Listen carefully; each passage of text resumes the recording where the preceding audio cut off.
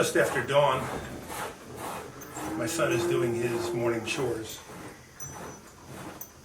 He's 13 years old, and in the morning he gets up without being told. And he feeds the chickens, he milks the cow, he pets his cat. But he gets things done because in our philosophy, he's a man.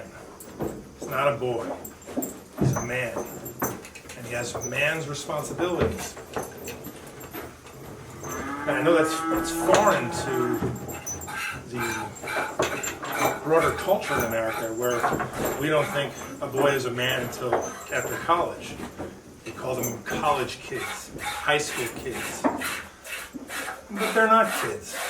And when one of the boys out there commits a serious crime, suddenly he's a man. Well, we give them the respect they deserve from an early age, and the responsibility at an early age to be productive members of the family and the community. Consequently, by the time these young men are 18, they are hardened men, capable of hard work, thinking ahead, taking responsibility for themselves, and supporting a family. Now compare that to the life of a young man living in a city, or having moved to a city. Take a young man out of the suburbs and his high school experience, and send him to 4 years of college, and then off to the city, and pretty soon he's drinking mocha frappuccinos and he's getting his nails done.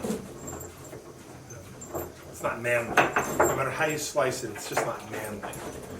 And that's all part of the war on masculinity and men.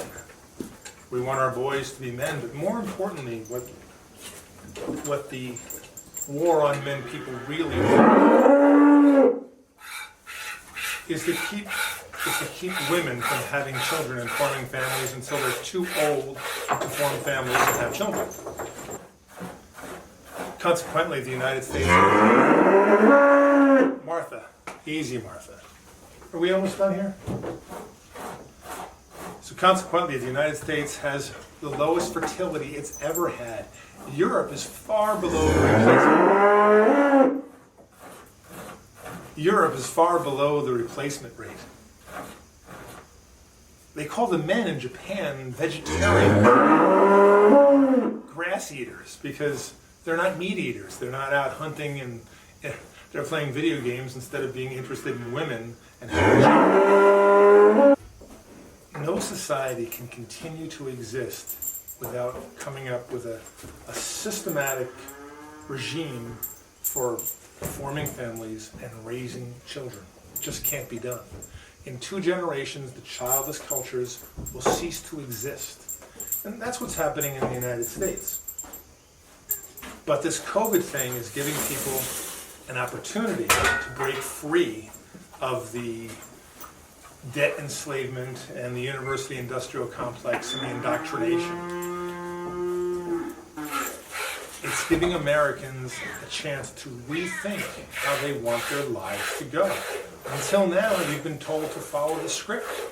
High school, where you learn nothing technical, you don't know how to do anything. College, where unless you're studying in engineering or one of the STEM fields, you learn how to do absolutely nothing except for to think that you're right about whatever it is that your political beliefs are. Americans are getting another opportunity to decide how they want to raise their boys. Do they want to raise them into men, or do they want effeminate whips? Each family, each person has to make their own decision. In our culture, we're going to raise a man here. He's going to be a responsible man, hardworking, trustworthy. He'll know how to work with tools. He'll know how to defend himself. He'll know how to operate a firearm. He'll know how to grow his own food. He'll be well-read, and he'll study mathematics. But he won't be kept from the world. So here's to our sons. What will they look like? Who will you raise? And what kind of men will they be? I'm Gregory Thomas Jeffers. Shalom.